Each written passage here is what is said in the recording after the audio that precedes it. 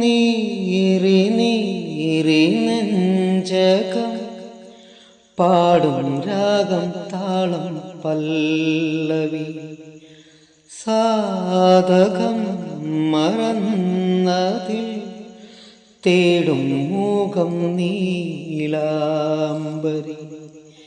വീണയിൽ ഇഴപഴകിയ വേളയിൽ ഓമനേ അതിശയ സ്വരബിന്ദുവാ എന്നും എന്നെ മീട്ട താനേറ്റുപാടാ എന്നും എന്നെ മീട്ട താനേറ്റുപാടാ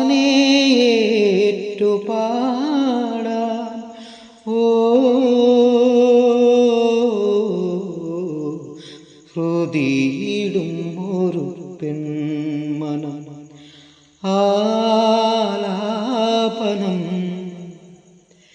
തേടും തായ്മനം വാരിളം പൂവേ ആരിരം പാടാ താരിളം തേനേ ആരിരോ ആരോ.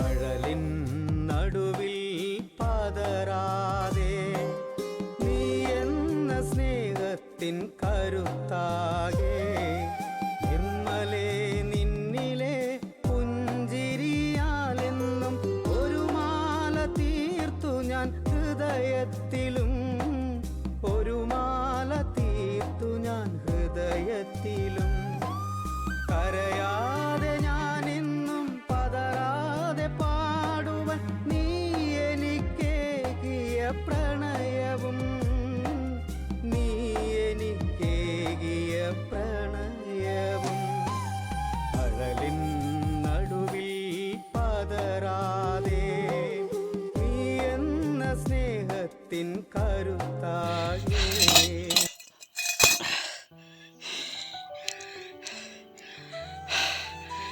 കൂട്ടുകാരെ നമസ്കാരം.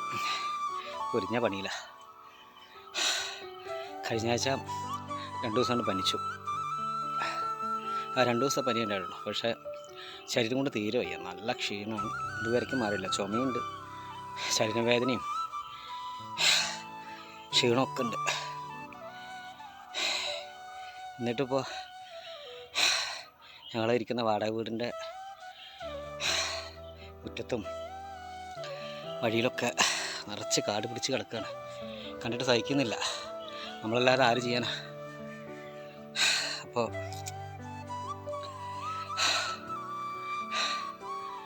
ഒന്ന് വൃത്തിയാക്കാൻ വേണ്ടിയിട്ട് ഇന്ന് മെനക്കെട്ടത് ഇന്നും കണ്ടില്ലേ വീട്ടിലേക്ക് പോകുന്ന വഴി. ഇത് ഇന്നലെ ചെത്തി വൃത്തിയാക്കി. അല്ലേ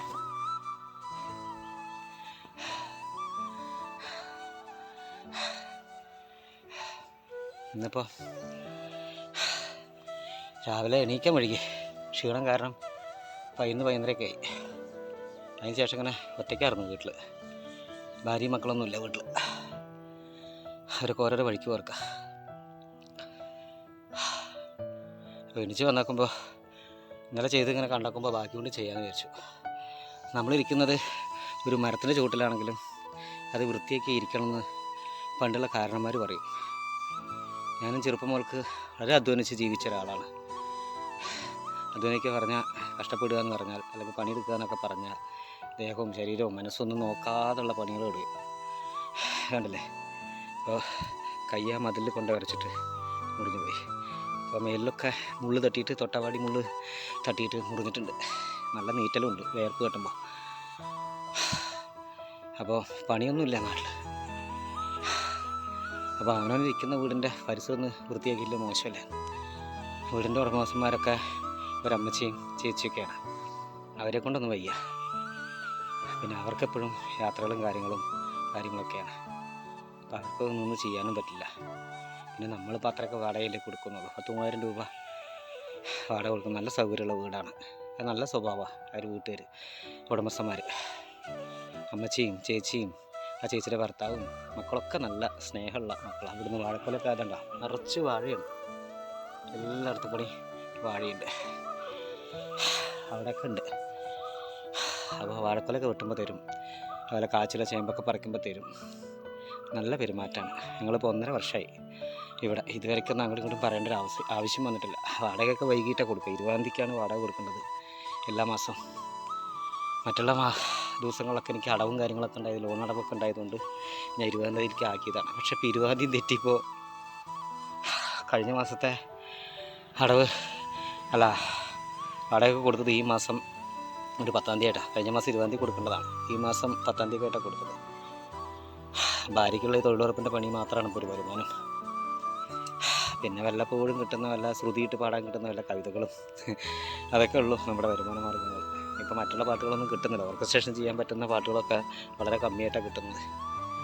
പറയുമ്പോൾ 8,000 രൂപയ്ക്കൊക്കെ ഞാൻ ചെയ്തു കൊടുക്കണം, എന്നാലും ആളുകൾ തരാൻ തയ്യാറല്ല. അവർക്ക് വലിയ ആളുകളെ പറ്റുള്ളൂ, നമ്മുടെ ശബ്ദമൊന്നും അവർക്ക് പറ്റില്ല. പക്ഷെ എന്നെ സ്നേഹിക്കുന്ന, എൻ്റെ ശബ്ദത്തെ ഇഷ്ടപ്പെടുന്ന കുറേ ആളുകളുണ്ട് കേട്ടോ. അവരൊക്കെ എനിക്ക് പാട്ടുകളൊക്കെ തരാറുണ്ട്, കവിതകളൊക്കെ തരാറുണ്ട്. പിന്നെ അവർക്കും എപ്പോഴും തരാൻ പറ്റില്ല. നമ്മളെ കഷ്ടപ്പാടാണ്, ബുദ്ധിമുട്ടാവാറുണ്ട്. നമ്മളെ സഹായിക്കാൻ വേണ്ടിയിട്ട് അവർക്കിപ്പോൾ എവിടുന്ന് പൈസ ഉണ്ടാക്കി തരാനാണ്, കവിതകളെന്നൊക്കെ പാടിപ്പിക്കാനാണ്. അപ്പോൾ എന്തായാലും പനിയെന്നൊന്നും പറഞ്ഞിട്ട് പനിയുടെ ക്ഷീണമെന്നും പറഞ്ഞിരുന്നാൽ ശരിയാവില്ല. വീടും മുറ്റമൊക്കെ കിടക്കുന്നുണ്ട്, വല്ലാതെ സങ്കടകരമായിട്ടുള്ളൊരു കാര്യമാണ്. എനിക്ക് കാട് പിടിച്ച് കിടക്കുന്നത് ഇഷ്ടമല്ല. ഇനിയിപ്പോൾ ഞങ്ങളുടെ പണി തീരാത്തൊരു വീടുണ്ട്, അവിടെ മൊത്തം കാടായി കിടക്കുക. 3-4 മാസമായി ശരിക്കും അവിടെയൊക്കെ ഒന്ന് പോയിട്ട്. ബാക്കിയുള്ള പണികളൊന്നും ചെയ്യാൻ പറ്റിയിട്ടുമില്ല. അപ്പോൾ അതൊക്കെ ചെയ്യണമെങ്കിൽ കാശ് കുറേ വേണം. മെല്ലെ ആവും, ശരിയാവും. അപ്പോൾ എന്തായാലും ഞാൻ കാരണന്മാർ പറഞ്ഞ കാര്യത്തിലൂടെ പോകുന്നൊരു മനുഷ്യനാണ്. നമ്മളൊരു മരത്തിൻ്റെ ചുവട്ടിലിരിക്കുകയാണെങ്കിലും ജീവിക്കുകയാണെങ്കിലും അവിടെ നല്ല വെടുപ്പും വൃത്തിയായിട്ട് ഇരിക്കണമെന്ന്. എൻ്റെ ഭാര്യ നന്നായിട്ട് വൃത്തിയാക്കും വീടും പരിസരമൊക്കെ. അതുപോലെ എൻ്റെ അമ്മയ്ക്ക് 19 വയസ്സായി. അമ്മ ഇപ്പോഴും ഇന്നലെ ഇതൊക്കെ ചെത്തിക്കോരി ഇതിൻ്റെ പുല്ലൊക്കെ കളഞ്ഞ സമയത്ത് അമ്മേനെ അടിച്ചു വാരിയതും വൃത്തിയാക്കിയതൊക്കെ നല്ല കഷ്ടപ്പെട്ടിട്ടുണ്ട് അമ്മയൊക്കെ. എൻ്റെ മക്കൾക്കൊക്കെ ചെറിയ പണികളുണ്ടായതുകൊണ്ട് അവർക്കൊന്നും ഇതിനൊന്നും നേരമില്ല. പിന്നെ അവരുണ്ടാക്കി തന്നെ വല്ല ക്ലബിൻ്റെ കാര്യങ്ങൾക്കൊക്കെ വേണ്ടിയിട്ട് പോവും, നാട്ടിലെ വല്ല മറ്റുള്ള കാര്യങ്ങൾക്കൊക്കെ സഹായിക്കാനൊക്കെ പോവും. ഇനിയും പണിയുണ്ട്. ഇതാ കാട് പിടിച്ച് കിടക്കുന്നുണ്ടല്ലേ. ഇതിപ്പോൾ അടുത്തുള്ള നമ്മുടെ അനിയൻ കുട്ടികൾ, തൊട്ട അയൽപ്പക്കത്തുള്ള അനിയൻ കുട്ടികൾ, കാളിയാസ്, അതുപോലെ അവൻ്റെ അനിയനൊക്കെ വന്നിട്ട് ഇപ്പോൾ പുല്ലൊക്കെ വെട്ടിക്കൊണ്ടുപോകുന്നുണ്ട്. അതാണ് ഇപ്പോൾ കണ്ടില്ലേ, അവിടെ ചെറിയൊരു കുഞ്ഞു പശുക്കുട്ടീനെ വാങ്ങിയിട്ടുണ്ട് അത്ര. അപ്പോൾ അവർക്ക് അതിന് പുല്ലൊക്കെ ഉണ്ടാക്കാൻ വരുന്നുണ്ട്. അതുകൊണ്ടൊക്കെ അവൻ പുല്ല് വെട്ടാൻ വരിക കാരണം കൂടിയാണ് എനിക്കിത് തരാക്കാനും കൂടി ഒരു സമാധാനമായി. കാരണം മുറ്റത്തൊക്കെ നല്ല കാട് പിടിച്ച് കിടക്കണം. അപ്പോൾ വെട്ടി തന്നാക്കുമ്പോൾ പിന്നെ ചെത്തി കോരാനൊക്കെ സൗകര്യമായി. വേണ്ടല്ലോ അവസ്ഥ.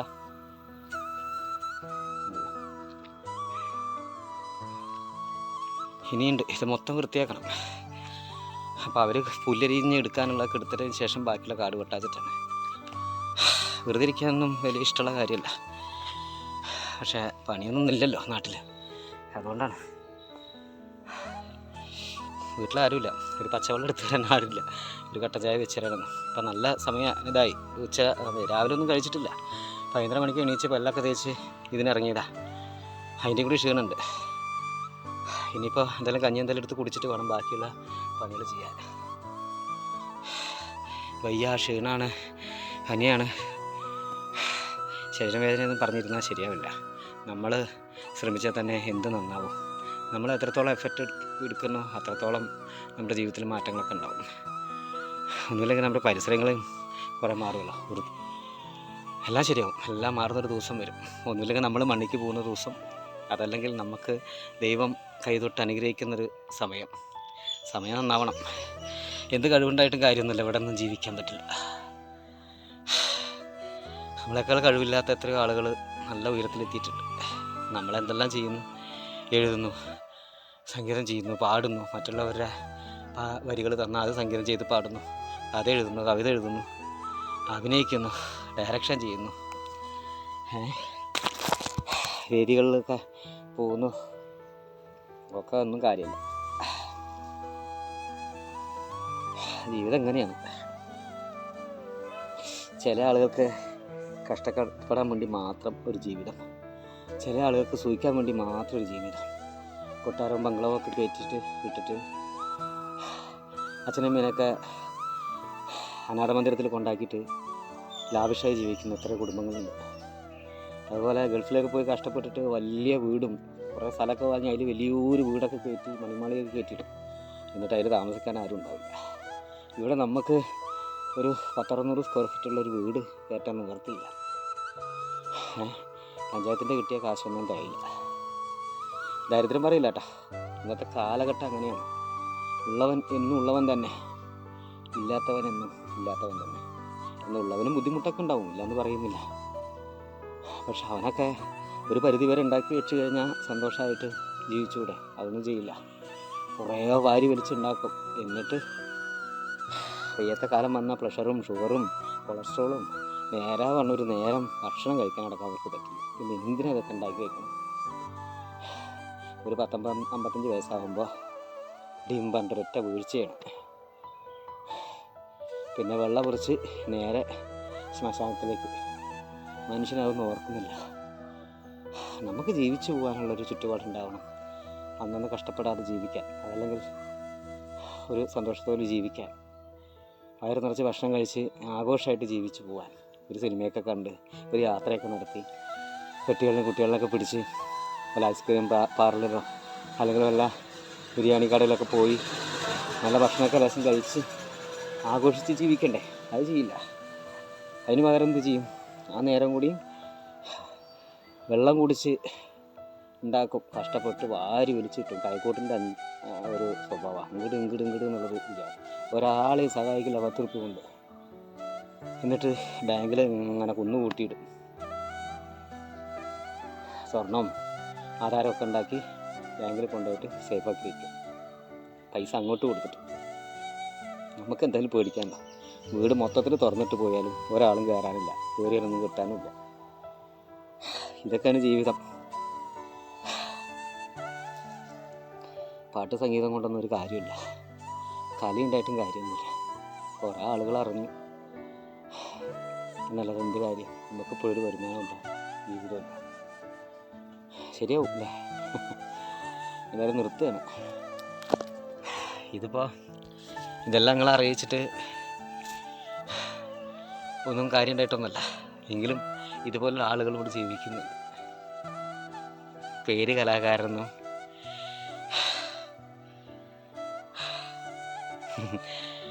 അതേ കൊണ്ടൊന്നും കാര്യമില്ലപ്പാ. എന്തായാലും എല്ലാവർക്കും നല്ലത് വരുത്തട്ടെ. എന്തായാലും 2 പേര് പാട്ട് കൂടി പാടാം. പഞ്ചവർണ്ണ കിളിച്ചേലുള്ള പുന്നാര ചമ്പകപ്പൂമലരേ, പഞ്ചവർണ്ണ കിളിച്ചേലുള്ള പുന്നാര ചെമ്പകപ്പൂമലരേ, കണ്ണൊന്നടച്ചാലേ കാണും കണ്ണിനഴകുള്ളോളേ,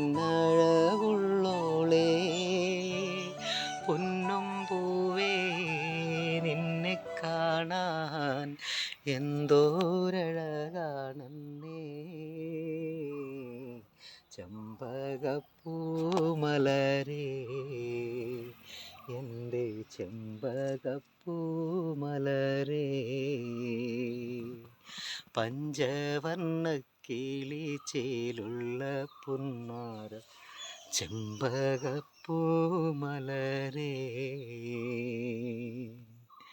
അപ്പോൾ എല്ലാവർക്കും നല്ലൊരു ദിവസമാവട്ടെ. ഒരുപാട് നന്ദി. എൻ്റെ വീഡിയോകളൊക്കെ കാണണം, റീച്ച് ഉണ്ടാക്കി തരണം, ഫോളോ ചെയ്യണം. ഫേസ്ബുക്ക് പേജിൽ പൈസയൊക്കെ കയറുന്നുണ്ട്, പക്ഷെ അതിൻ്റെ അക്കൗണ്ടിലേക്ക് വരുന്നുണ്ട്. എന്താണ് അതിനെക്കുറിച്ചൊന്നും എനിക്കറിയില്ല, പേജിനെ കുറിച്ചൊന്നും. അപ്പോൾ അതൊക്കെ ഒന്ന് ശരിയാക്കി എടുക്കണം, ശരിയാവും അല്ലേ? അപ്പോൾ എല്ലാവർക്കും ഓക്കെ. Thank you. ബൈ.